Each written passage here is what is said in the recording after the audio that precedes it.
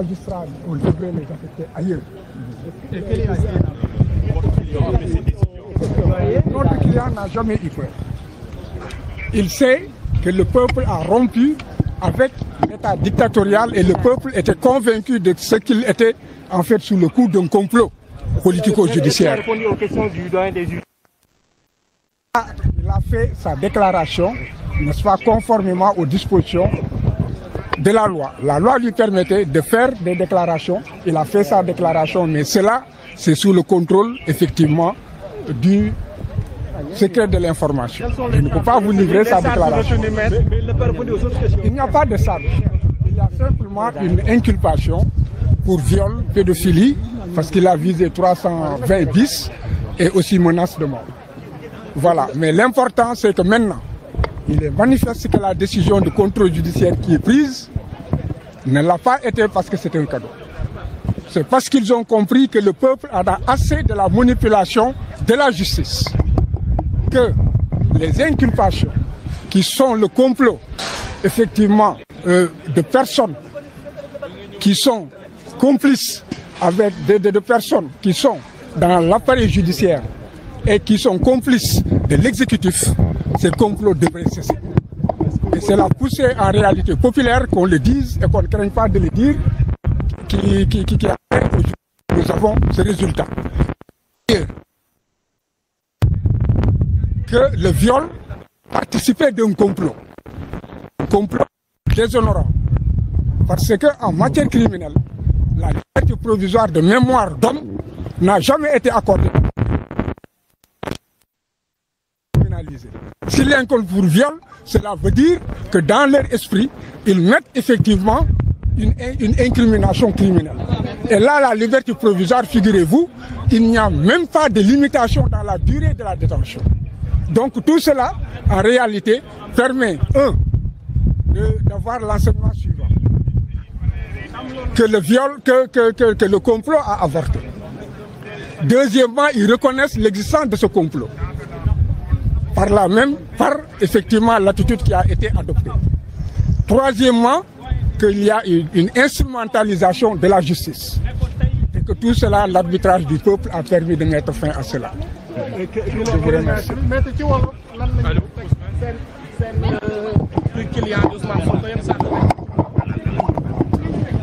ba tey ñu ngi ci seen complot wante li am solo moom moo di que tey ak askan li ñu taxawee wane nekk li fi xawoon dootu fi xewati li fi amoon dootu fi amati.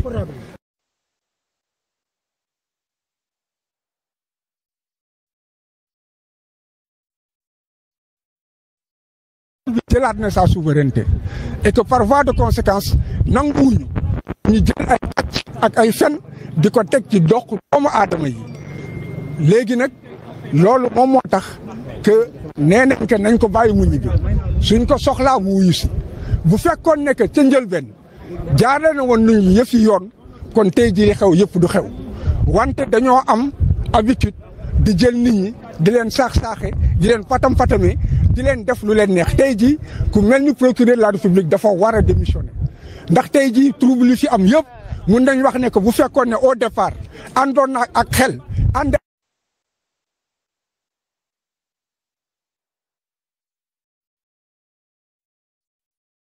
aussi wane na ne que ministre de l'intérieur costume bu ñu ko solal costume boobu ëpp na ko nu ko summi ñu jox ko koo xam ne que dafa am sagesse koo xam ne que dafa ànd ak xel koo xam ne que aussi dafa respecté askan bi. yan tuuma lañ teg ci kawam. li ñu teg ci tuuma ci kawam moom moo di que dañ nekk dañoo jàpp njortu ne que dafa doon sàkku xale bi ñuy wax da doon sàkku benn xale bu jigéen te xale bi it maanaam warul am fukki at ak juróom benn moom moo di pédophilie dégg nga ñetteel bi moom moo di it daf ko xoxatal pour que xale bi nangu mu sàkk ko loolu lépp tey ji buñ ko bàyyee wane na ne que seen complot moom moo échec te loolu réew mi ñoom ñoo taxaw ne que fen yeeg tuuma yi doy na nañ ko dàkkal nii ñuy teg ci doomu aadama yi justice bi peuple bi moo ko moom tey jii décision bi ñu jël décision peuple la du décision justice c'est le peuple ñoom ñoo exiger que ñu libéré ko kon tey jii la volonté et la souveraineté populaire a été rétablie. yeneen tuuma yi ñu tegoon ci kawam luñ ci wax nag. yeneen tuuma yi yooyu yëpp ay complot yu ñu tegoon la pour que bu ñu ñëwee sëf ko sëf ba mu doon am mbaam boo xam ne dafay sukk dem ci suuf loolu nag nit ñi dàkkal nañ ko loolu lañ war a mën a jàpp. D'accord, merci beaucoup. donc dégg ngeen ko maître Clédor Ly di avocat nga xamante ni moom mooy Ousmane Sonko wante gis ngeen jamono ji. waaw ngeen dégg maître Clédor ni mu ko waxee aussi dégg ngeen ko nee na tey ki nga xamante ni moom mooy peuple bi moo am victoire ndax li nguur gi du li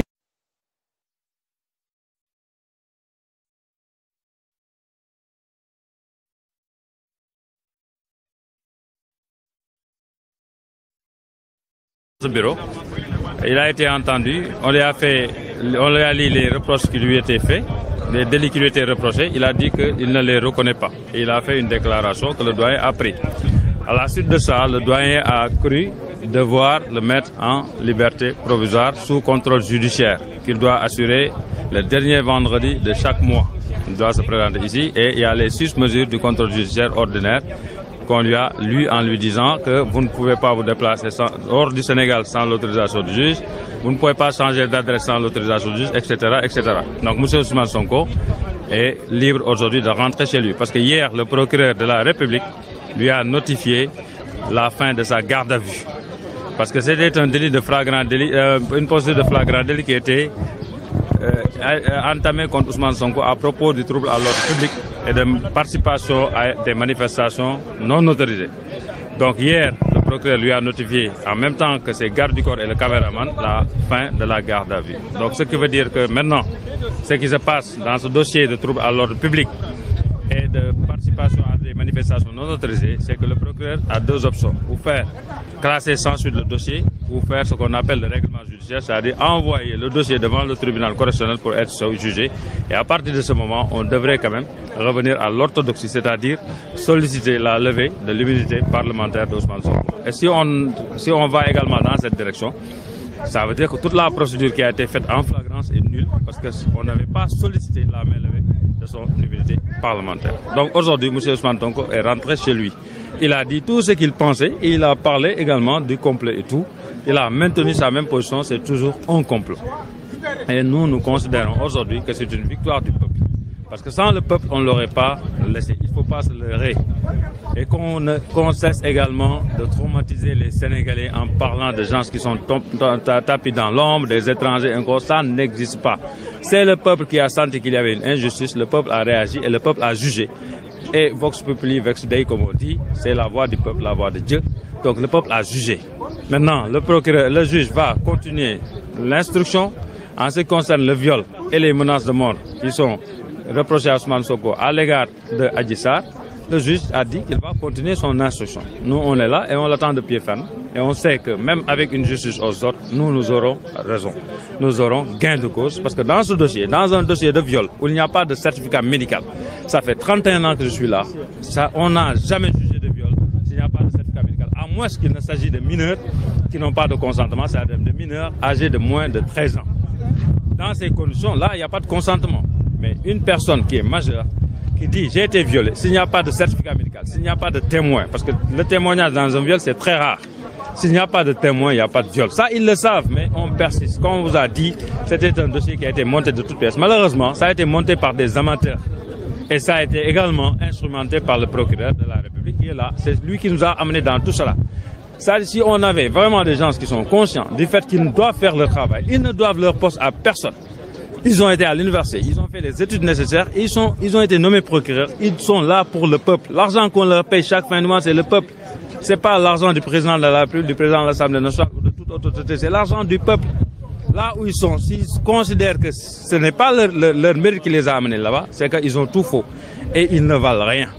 Ça, ce sont nos expressions. Aujourd'hui, donc, on se tient à votre disposition pour les questions que vous voudrez poser et on va répondre. Le délit d'appel à l'insurrection, pour le moment, il y a une demande du Diayen qui a été faite le 2 mars 2021, adressée au procureur pour lui demander la levée de l'immunité parlementaire de Ousmane Sonko. Parce que ce que la loi dit, c'est clair. Pour chaque délit, il faut une levée de l'immunité. La levée de l'immunité de Ousmane Sonko, c'est dans le dossier du viol seulement. Donc, en ce qui concerne d'autres d'autres charges, Ousmane Sonko, pour le moment, la limite, son immunité parlementaire est toujours maintenue. Et devant le doyen, il a dit que lui, il considère que jusqu'à présent, son immunité parlementaire, même dans ce dossier, est intacte. Maintenant, il est où, le président Sonko? Il est en train de partir chez lui, actuellement. Il a quitté il a quitté le tribunal parce qu'on ne veut pas encore du grabuge, qu'on nous dise vous avez encore fait de trouble à l'ordre public et consort. Il s'adressera à temps utile à tout le peuple, mais tout ce qu'il faut retenir aujourd'hui, c'est que nous, en tant que ses avocats, nous remercions tout ce peuple, ces jeunes qui sont descendus dans la rue parce qu'ils ne veulent pas d'une injustice. La plupart des avocats qui sont constitués aussi, pour ne pas dire 99% des avocats constitués dans cette affaire, l'ont fait par conviction. Conviction qu'il y avait quelque chose qui se tramait contre le peuple, cette injustice qu'on ne peut pas digérer. C'est tout ce qui nous a amené dans ce dossier. Et c'est tout. Si Wolof, pour dire que Ousmane Sonko, juge bi déglu na ko, doyen des juges déglu na ko, nee na ko léegi mën na ñibbi këram parce que may nañ ko liberté provisoire, placé que sous contrôle judiciaire. Contrôle judiciaire mooy da ngay ñëw chaque jour nga ñëw chaque fois nga ñëw émarger. Benn vendredi nañu wax sur fin du mois bi la ñëw émarger pour wane ne mi ngi si dëkk bi. Et ça buñ ko soxlaa aussi dafa war ñëw taxaw. Doyen wax na ko ni que yan mooy sa obligation 6 obligations yi wax na ko bul changer adresse yëgu ko bul génn Sénégal te amoo suñu ndigal ainsi de suite wax na ko 6 yëpp. Donc léegi ba loolu pare Ousmane Sonko wax na moom tam lu mu xalaat toujours li mu waxoon lay wax rek ba léegi complot la du si daj te xam na wax na personnes yi nga xam ni ñoom la complot bi intéressé donc duñ si ñëw parce que affaire institutionnelle mais en tout cas loolu la wax na lu leer nee na complot la et bu ñu mënti def contrôle la donc looloo tax tey doyen aussi ba mu ko déglu ba pare mu bàyyi ko mu ni ko léegi mun nga ñibbi sa kër mais bu ñu la soxlaa na nga ñëw bu la enquêteurs yi aussi soxlaa na nga ñëw donc c'est pour cela que aujourd'hui mu ñibbi kër foofu nañu toll.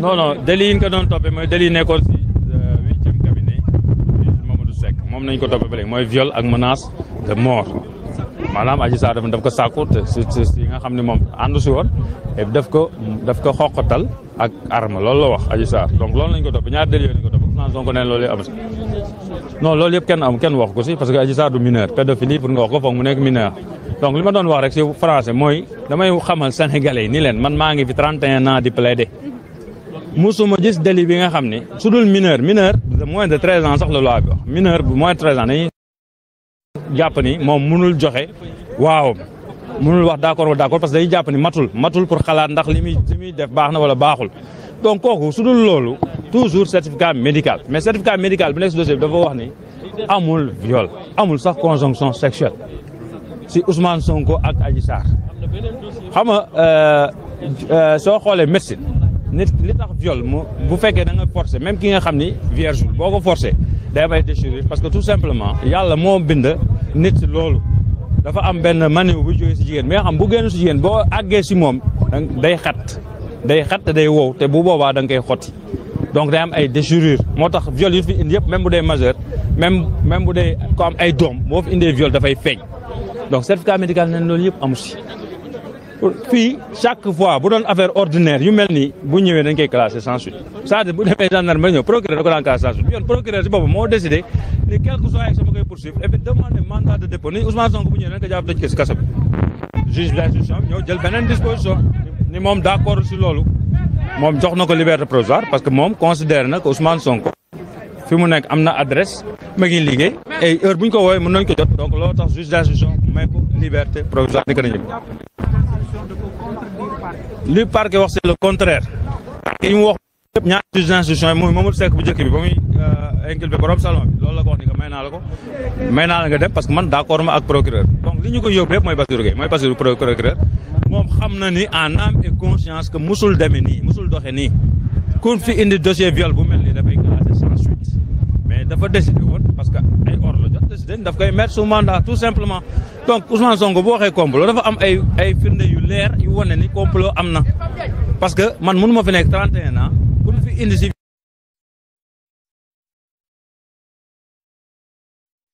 moom mooy suñu commencé waxu ay dañ lay jàpp ok Maître Youssoufa Camara. Maître Youssoufa Camara ngeen di gis noonu moo nekk waaw moo nekk avocat ki nga xamante ni mooy Ousmane Sonko dégg ngeen ko ci déclaration bi nee na ça fait 31 ans de barreau maanaam fanweeri at ak benn moo ngi fii ci tribunal di ñi assister ñi nga xamante ni dañ leen incriminer waaye moo ngi doog a gis li nga xamante ni mooy ab juge ñëw bëgg a jàpp nit ci dossier boo xam ne sa biir waaye dégg ngeen aussi beneen waaw parce que fee xam naa show lay doon parce que ki nga xamante ni mooy maître Clédor mooy dem seet ñi nga xamante ni ñooy askan bi ngeen di dégg ñuy yooxu noonu journaliste yaa ngi daw topp ci journaliste yi ñoom ña ngi daw topp ci ña nga yooxoo ña ngay jubilé maître ngay daw journaliste yaa ngi topp ña nga jëm ci mbooloo mi ña nga naan Sonko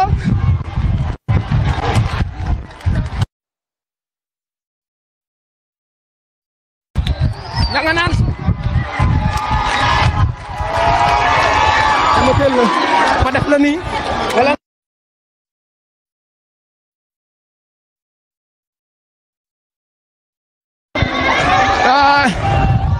xanaa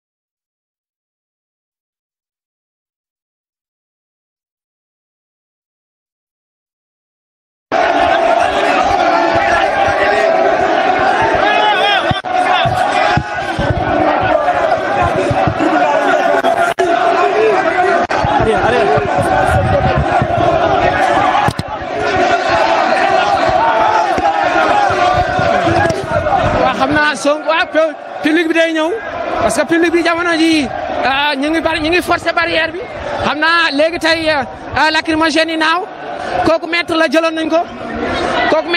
nañ ko waneel dispositif bi ak cadreur yi ak journaliste yi ak policiers yi ngeen ko déggee aussi maître nee na ma ñu maître Ousmane Sonko dem na këram ndax bëggu ñoon mu am kii waaye nañ dem xool ba xam parce que yaakaar naa ne ki nga xam ne mooy président Ousmane Sonko buy dem këram dina ànd ak ay avocat te gisaguñu avocat am génn ñàkkul ne ñoom ñoo ko war a gunge parce que te xam naa ku mel ni Demba Ciré Bathily war na koo gunge ku mel ni maître Bamba Cissé war na koo gunge ña ngay tàcc avocat yi ña ngay tàcc avocat yi ña ngay tàcc avocat yi ña ngay tàcc avocat yi. yaa ngi dóor rek yow. dóor rek sa jaasi nga dóor. waaw macha allah. waaw kooku sama grand Fall la. Fall dóor kat. auto police bi pare-brise bi tëj na xam naa ci ñàkkal ci manifestation yi la jëlee lii kon ñu xool jéem a xool parce que ñooy police nag ñee ngeen gis ñoom ñooy police yaa ngi gis ñoo ngi takk brassard ñee ñoom police lañ gis ngeen leen ak seen pick-up ñee ñoom police lañ comme ñeneen ko gisee yenn image yi bokku ñoo ko nervi yi bii nag maa ngi doo gis sax d'ailleurs police di mobiliser ni ñi takk ay brassard waaye bu njëkk duñ daan takk brassard léegi xam naa agent bi yaa ngi ñi ñoo exfiltré woon ki nga xam ne mooy Ousmane Sonko yóbbu ko public bi jàll na public bi jàll na jàllal public bi jàll na jàllal public bi jàll na jàllal public bi forcé na barrière ba ñëw nañ ci ñu ngi yegsi nañ ci tribunal bi ñoo ngi naan libéré Sonko ne wax leen ne Sonko ñibbi na waaye ñun nañ dem vérifier nañ dem vérifier ndax Ousmane Sonko génn na palais de justice am déet dégg ngeen leen ñooy naan libéré Sonko ñooy naan libéré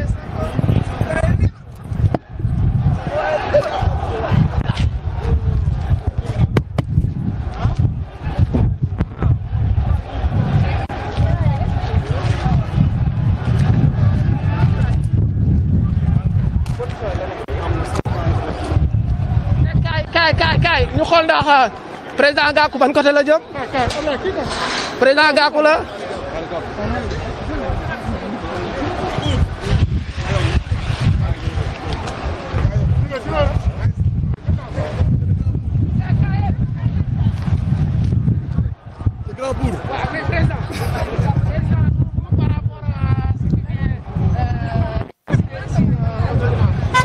Mais vous savez, aujourd'hui, nous célébrons la victoire du peuple sénégalais qui a consacré la libération du président Ousmane Sonko.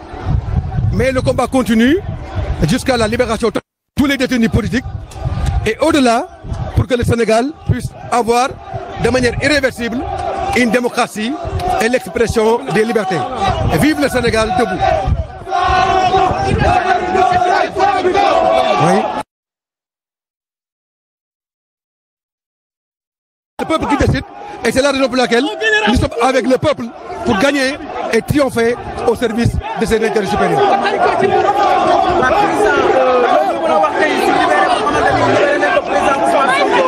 waaw fii mi ngi débordé ña ngay sotti ndox nee nañ fii ñoo ko moom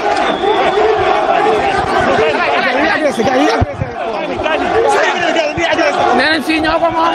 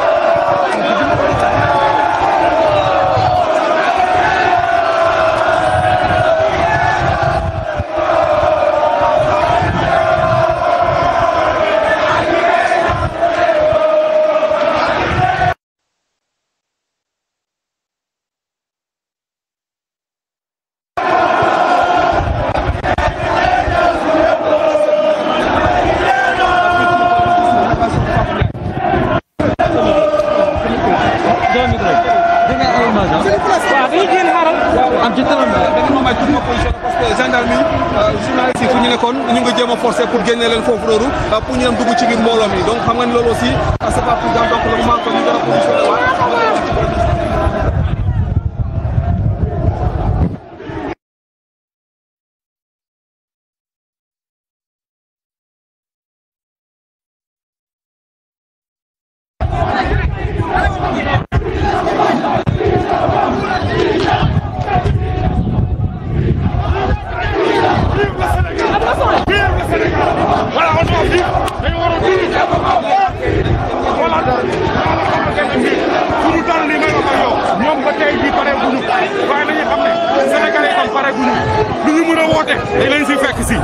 am nañu mbégte comme bay nañ ko waaye suñ ko toppaatee ñu toppaat leen ñoom voilà mais dañuy ñibbi amuñu luñ fiy def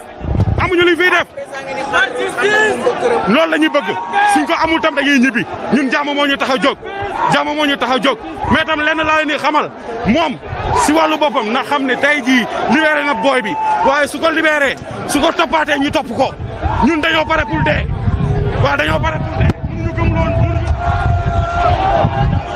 pour xeex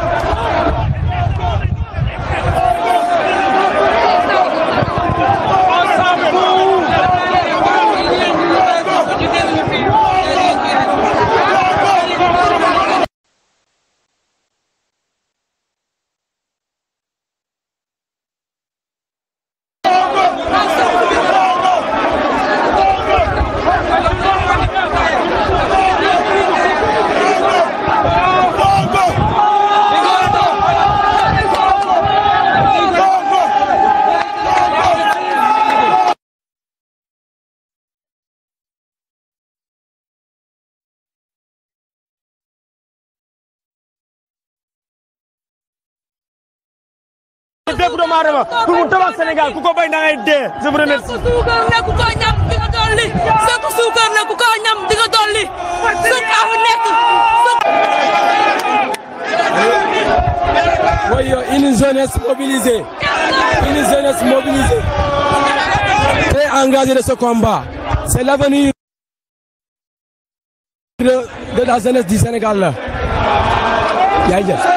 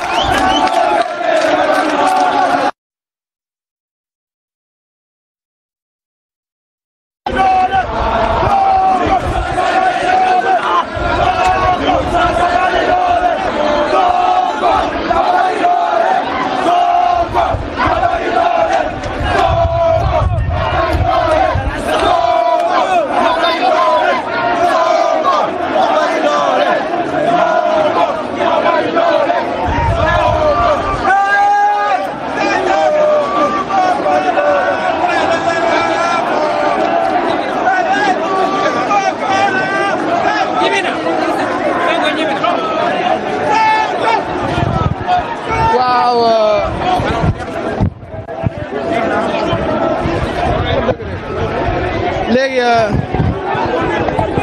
waaw yéen ñëpp yéen a gisandoo ambiance bi fi am xanaa ñu xaar ki nga xam ne mooy Karim Xurum Xaq ba xam dinañ ko gis taalal ko micro ñu xool ko Karim bu nekkee mën nañ koo gis bu dee mënuñ koo gis aussi ñu déployer waat feneen ci beneen côté mooy gën a yomb parce que xibaar yi ñu jot ngeen dégg avocat yi jot li ñu ko mooy bàyyi nañ Sonko nee na ñibbi na këram waaye man kay dama njortoon ne balaay président Sonko di dem këram xanaa ñàkkul ne